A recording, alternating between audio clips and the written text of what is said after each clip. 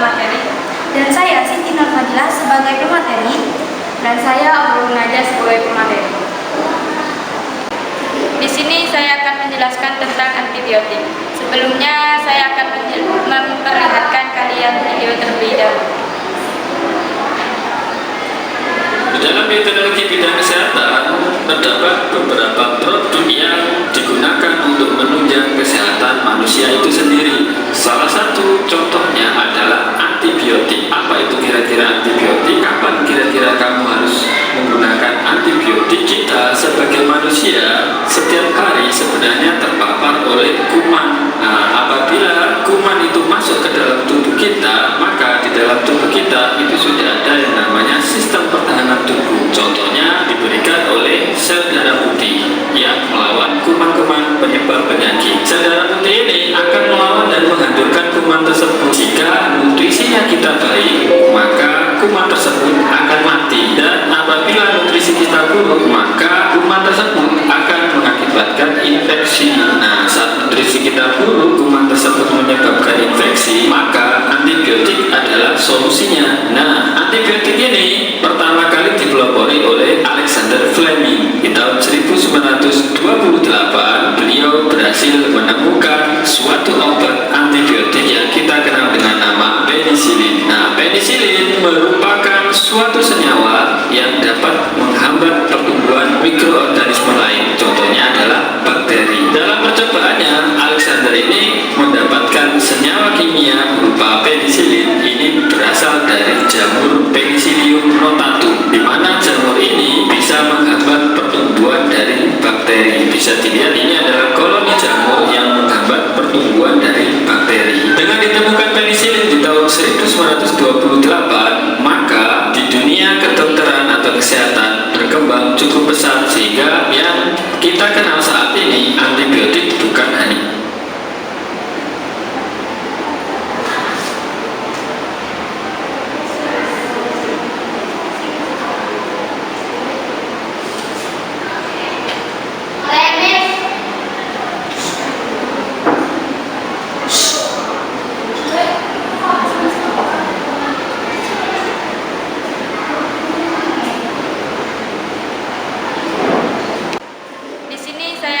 menjelaskan tentang antibiotik. Sebelumnya saya akan memperlihatkan kalian video terlebih dahulu. Di dalam teknologi bidang kesehatan, terdapat beberapa produk yang digunakan untuk menunjang kesehatan manusia itu sendiri. Salah satu contohnya adalah antibiotik. Apa itu kira-kira antibiotik? Kapan kira-kira kamu harus menggunakan antibiotik? Kita sebagai manusia setiap hari sebenarnya terpapar oleh kuman. Nah, apabila kuman itu masuk ke dalam tubuh kita, maka di dalam tubuh kita itu sudah ada yang namanya sistem pertahanan tubuh. Contohnya diberikan oleh sel darah putih yang melawan kuman-kuman penyebab penyakit. Sel darah putih ini akan melawan dan menghancurkan kuman tersebut. Jika nutrisinya kita baik, maka kuman tersebut akan mati. Dan apabila nutrisi kita buruk, maka kuman tersebut akan mengakibatkan infeksi. Nah, saat nutrisi kita buruk, kuman tersebut menyebabkan infeksi, maka antibiotik adalah solusinya. Nah, antibiotik ini pertama kali dipelopori oleh Alexander Fleming di tahun 1928. Beliau berhasil menemukan suatu obat antibiotik yang kita kenal dengan nama penisilin. Nah, penisilin merupakan suatu senyawa yang dapat menghambat pertumbuhan mikroorganisme lain. Contohnya adalah bakteri. Dalam percobaannya, Alexander ini mendapatkan senyawa kimia berupa penisilin. Ini berasal dari jamur Penicillium notatum, di mana jamur ini bisa menghambat pertumbuhan dari bakteri. Bisa dilihat ini adalah koloni jamur yang menghambat pertumbuhan dari bakteri. Dengan ditemukan penisilin di tahun 1928, maka di dunia kedokteran atau kesehatan berkembang cukup pesat sehingga yang kita kenal saat ini antibiotik bukan hanya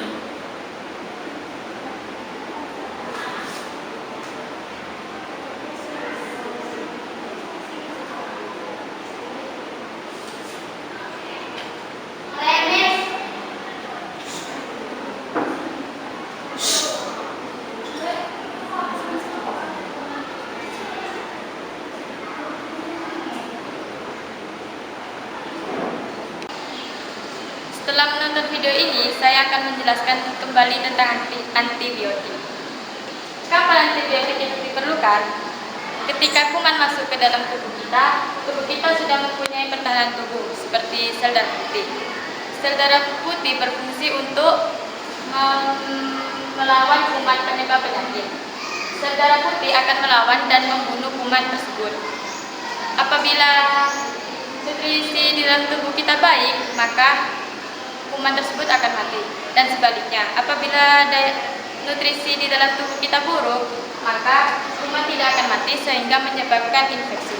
Nah, ketika infeksi, di sana kita akan membutuhkan antibiotik.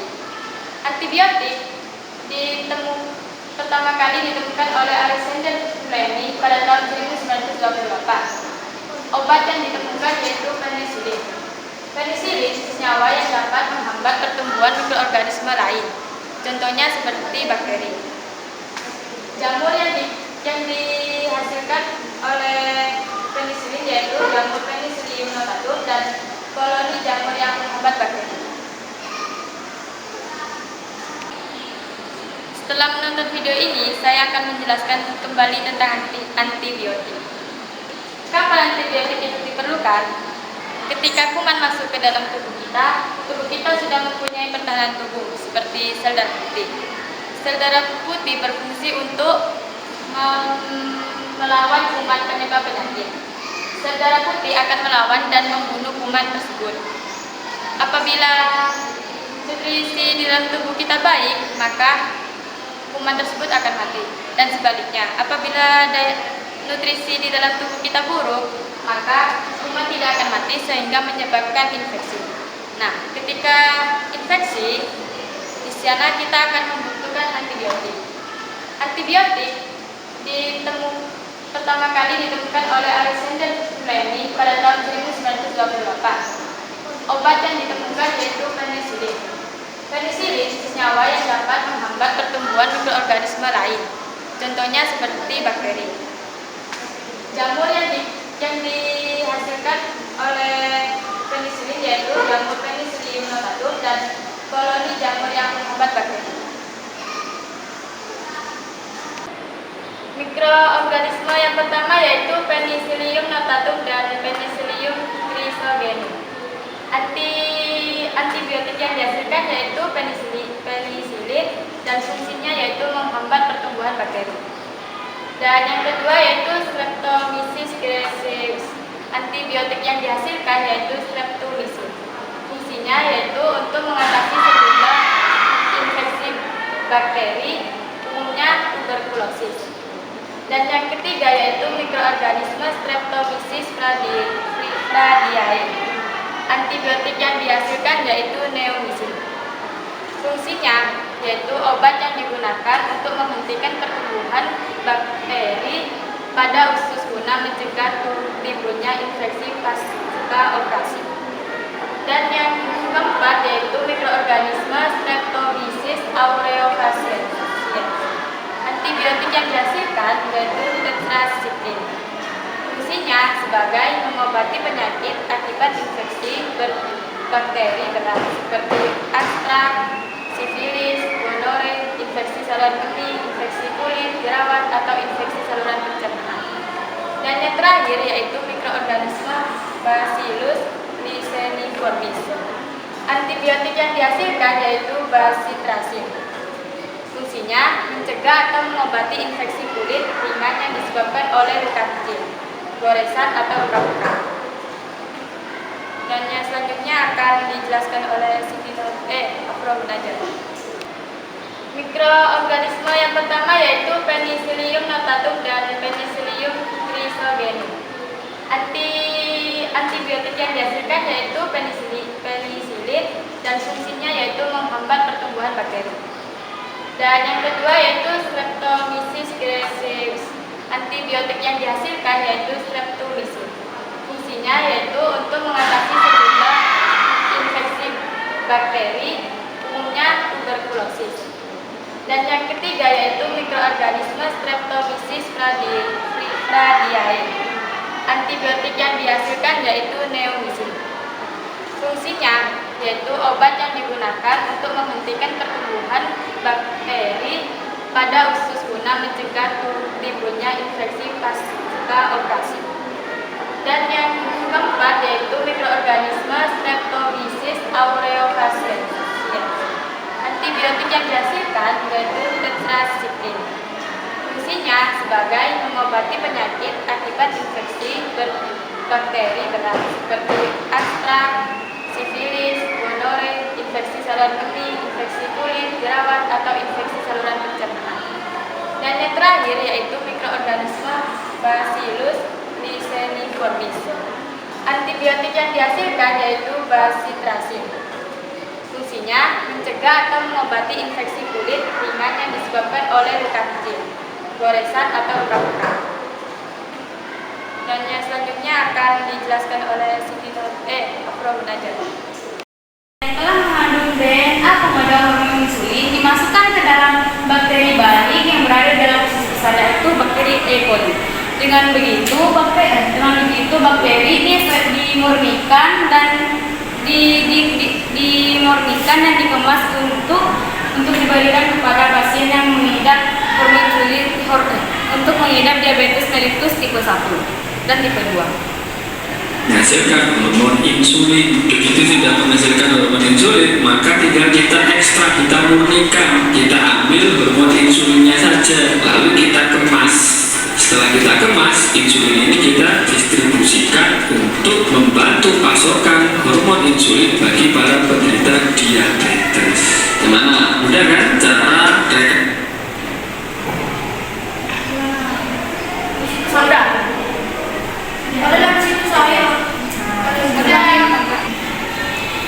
Selanjutnya saya akan beri kepada pemateri yaitu Siti Nurfadila. Telah mengandung DNA pemegang hormon insulin dimasukkan ke dalam bakteri baik yang berada dalam usus besar, yaitu bakteri E. coli. Dengan begitu bakteri ini dimurnikan dan dimurnikan dan dikemas untuk diberikan kepada pasien yang mengidap untuk mengidap diabetes mellitus tipe 1 dan tipe 2. Menghasilkan hormon insulin. Begitu sudah menghasilkan hormon insulin, maka tinggal kita ekstrak, kita murnikan, kita ambil hormon insulinnya saja, lalu kita kemas. Setelah kita kemas, insulin ini kita distribusikan untuk membantu pasokan hormon insulin bagi para penderita diabetes. Gimana? Mudah kan cara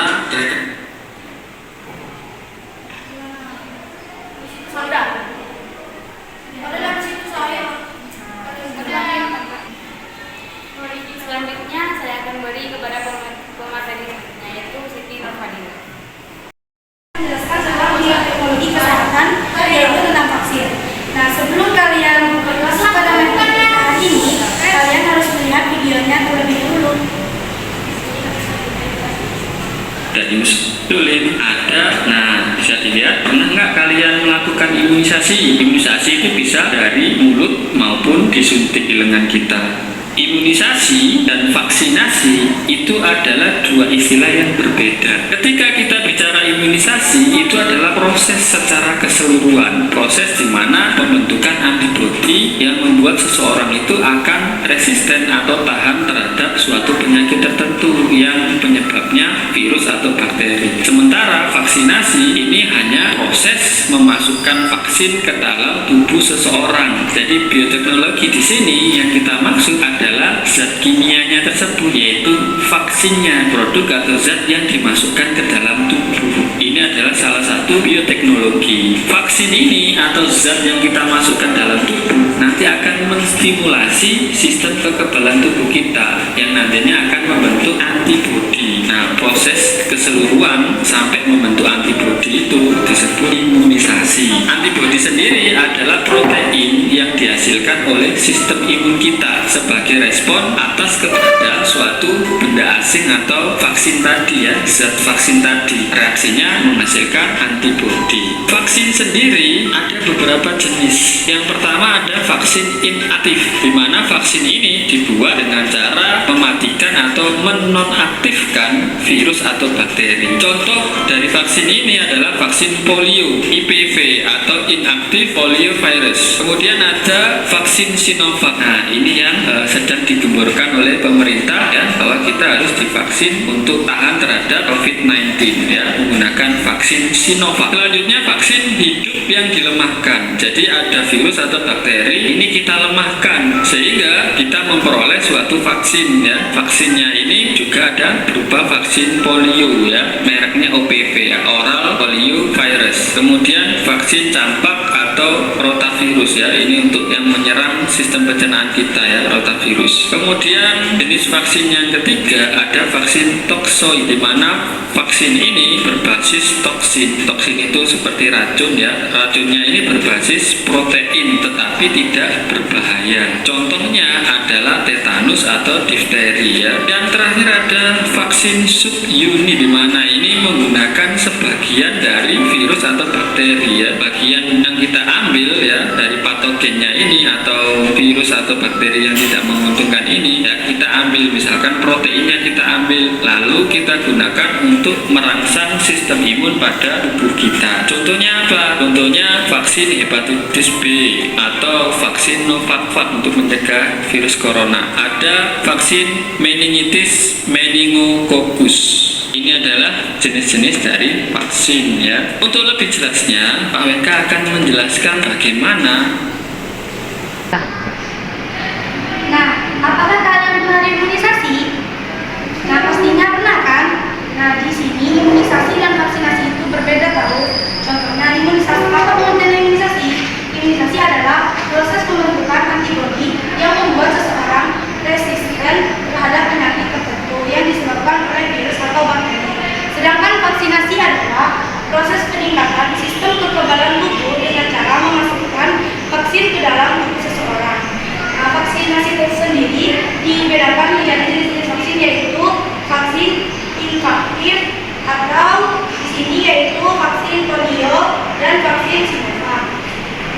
Yaitu ada vaksin hidup dilemahkan, yaitu terdapat vaksin polio dan vaksin toksoid, yaitu vaksin berbasis protein tidak berbahaya, dan vaksin subunit, yaitu bagian dari patogen atau rangsangan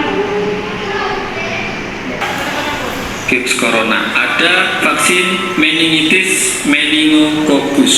Ini adalah jenis-jenis dari vaksin ya. Untuk pembentukan antibodi ketika diberi vaksin. Sebelum Pak WK menjelaskan mekanismenya, Pak WK beri informasi awal tentang pembuluh darah atau blood vessel. Nah, di dalam pembuluh darah ini, di dalamnya ada sel darah merah, ada sel darah putih, ya, ada platelet ini, trombosit, ya, ada plasma darah. Sel darah putih inilah yang nanti berperan dalam pembentukan antibodi di dalam tubuh kita. Lebih tepatnya sel darah putih yang jenisnya sel B atau limfosit, karena tugas utamanya limfosit B ini untuk membentuk antibodi dalam melawan antigen. Antigen itu adalah benda asing atau zat vaksin yang masuk ke dalam tubuh kita. Jadi cara kerjanya, misalkan kita disuntik oleh vaksin Sinovac, di mana Sinovac itu merupakan virus corona yang dimatikan atau dinonaktifkan. Tetapi meskipun dinonaktifkan, virus tersebut memiliki lapisan permukaan luar ya, protein yang nanti akan bisa dikenali oleh sel B ini. Nah, saat virus corona yang dinonaktifkan ini masuk ke dalam tubuh kita, maka reseptor pada sel B akan mengikat antigen tersebut. Saat sel B ini bisa mengikat antigennya, maka sel B ini akan melakukan cloning, mengkloning dirinya sendiri secara identik dengan membawa reseptor antigen tersebut ya, di mana reseptornya ini mengikat antigen maksudnya. Saat pembentukan cloning itu ada dua tipe yang terbentuk. Yang pertama adalah sel memori. Ini umurnya panjang, dapat merespon dengan cepat ketika terpapar antigen antigen yang sama ya. Jadi pemberian vaksin itu adalah membiasakan sel B untuk mengenali protein yang ada di dalam virus corona meskipun dinonaktifkan. Ketika kita terpapar virus yang masih aktif ya, misalkan terpapar virus, sel memori ini bisa mengenali, oh itu kemarin virus yang pernah saya lawan meskipun kemarin itu bentuknya virusnya sudah dimatikan. Nah sekarang sel memori ini mengenali virus yang hidup kalau kita terpapar ya. Pada intinya protein permukaan virus tersebut masih sama. Jadi fungsi dari sel memori ini nanti akan merespon ketika kita terpapar antigen yang sama ya. Kemudian yang satunya akan membentuk sel plasma, di mana sel plasma ini umurnya pendek. Sel plasma ini nanti akan mengeluarkan antibodi khusus untuk mematikan atau menghancurkan antigen tersebut ya. Jadi sel memori ini menyimpan cara-cara untuk melawan antigen tersebut atau virus corona tersebut, sementara sel plasma ini Nah, pastinya kalian bertanya-tanya kan, bagaimana sih mekanisme pembentukan antibodi akibat pemberian vaksin? Nah, di dalam tubuh kita itu terdapat pembuluh darah yang di dalam pembuluh darah itu terdapat sel darah merah, sel darah putih, dan plasma darah. Nah, yang membantu mekanisme pembentukan antibodi akibat pemberian vaksin yaitu sel darah putih yang jenisnya sel B atau limfosit B, yaitu untuk membuat antibodi melawan antigen. Nah, bagaimana caranya? Yaitu semisalnya kita divaksin Sinovac, kita dimasukkan antigen di dalam tubuh kita, maka antigen itu akan diikat oleh antigen reseptor, itu akan diikat oleh reseptor, dan molekul antigen itu mengikat reseptor antigen hanya satu dari 3 sel B yang ditentukan. Setelah itu, sel B yang terpilih berkembang biak membentuk klon sel identik yang membawa reseptor untuk antigen dan dikloning menjadi 2 bagian, yaitu sel memori. Sel memori itu sel yang berumur panjang yang dapat merespon dengan cepat setelah terpapar antigen yang sama. Dan yang satunya adalah sel plasma. Sel plasma itu sel yang berumur pendek yang mengeluarkan antibodi khusus untuk antigen. Sekian presentasi dari kami. Jangan lupa untuk kalian like, comment, share, and subscribe.